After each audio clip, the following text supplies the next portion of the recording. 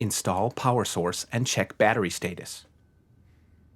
To install your power source to charge your Cirro Laser Blue, you will start by connecting the power cable to the power supply, which are both delivered with your Cirro Laser Blue.